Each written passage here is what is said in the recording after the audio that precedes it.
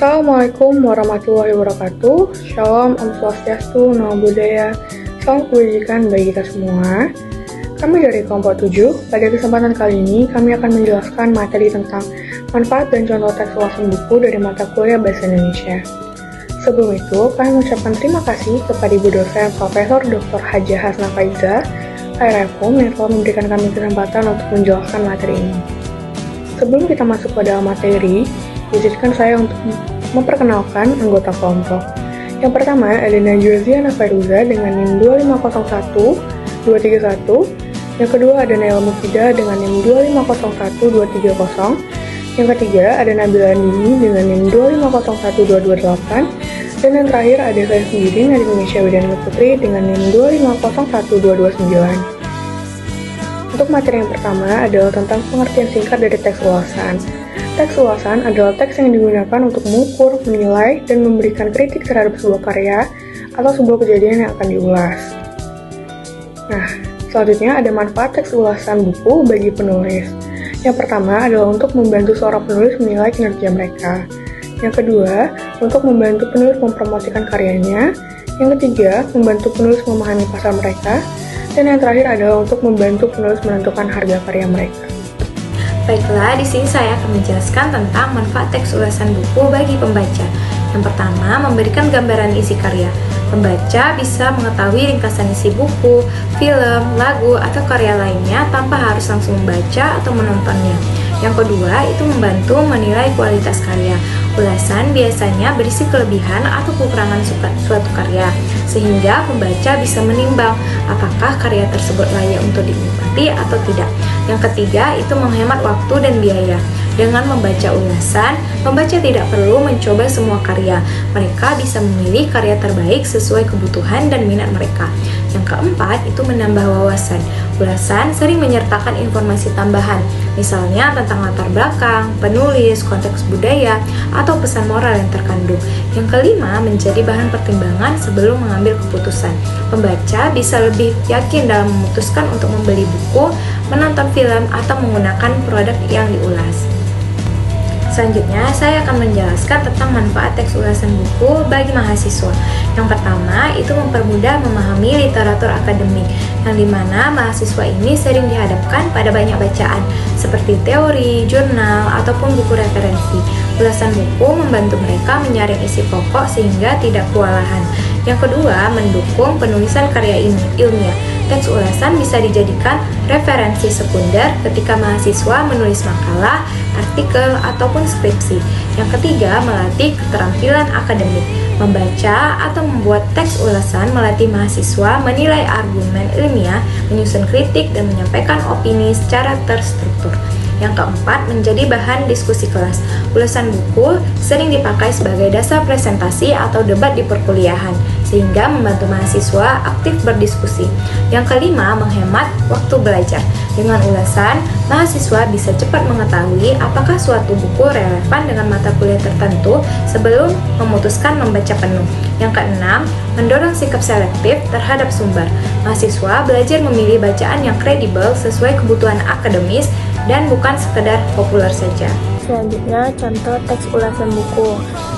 Yang pertama ada informasi umum, yaitu judul Sang Pemimpi, penulis Andrea Hirata, jenis buku fiksi, penerbit Bentang, cetakan 1 Juli 2006, tebal 292 halaman. Selanjutnya, orientasi. Sang Pemimpi adalah buku kedua dari Laskar Pelangi, karya Andrea Hirata, menceritakan kisah kehidupannya di Pulau Belitung yang dililit kemiskinan. Ada 3 remaja SMA yang bermimpi untuk melanjutkan sekolah hingga ke Prancis, menjelajahi Eropa hingga ke Afrika. Ikal, Arai, Jimron adalah para pemimpi itu. Selanjutnya ada tafsiran. Pada bab pertama buku ini, Andrea menceritakan bahwa dirinya, Ikal, dan kedua temannya Arai dan Jimron adalah remaja nakal. Mereka sangat dibenci oleh Pak Mustar, yaitu tokoh antagonis buku ini. Pak Mustar adalah wakil kepala SMA, tetapi berbeda dengan sang kepala sekolah yang bernama Pak Balia. Ia adalah cerminan guru teladan. Pak Balia yang memberikan mimpi-mimpi kepada murid-muridnya, terutama pada Ikal Arai Jimron. Pada bab selanjutnya, pembaca melihat potongan-potongan kisah seperti berdiri sendiri. Andrea hanya membuat cerpen-cerpen dalam satu buku. Meski demikian, pada setiap bab, mulai awal hingga akhir, buku ini memiliki hubungan sangat erat, seperti mozaik-mozaik dalam kehidupan.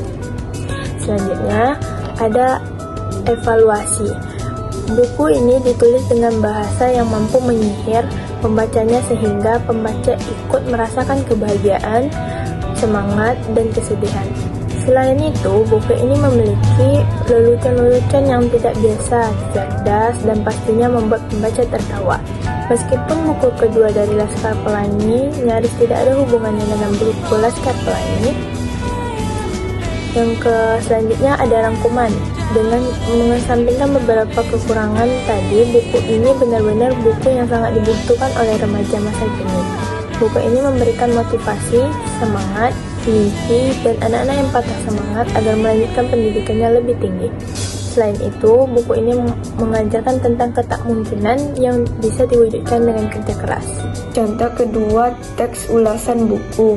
Identitas buku, judul Laskar Pelangi, pengarang Andrea Hirata, penerbit Bentang Pustaka, tahun terbit 2005, jumlah halaman 529, orientasi.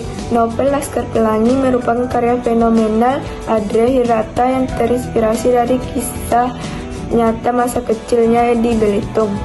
Novel ini mengangkat tema perjuangan, pendidikan, dan persahabatan. Cerita dimulai dengan masuknya Ikal dan 9 temannya ke sekolah Muhammadiyah yang sederhana, dengan segala keterbatasan, fasilitas, dan kondisi ekonomi keluarga mereka. Tafsiran. Dalam novel ini, pembaca akan diajak mengalami kehidupan anak-anak penuh semangat belajar walaupun dalam keadaan miskin.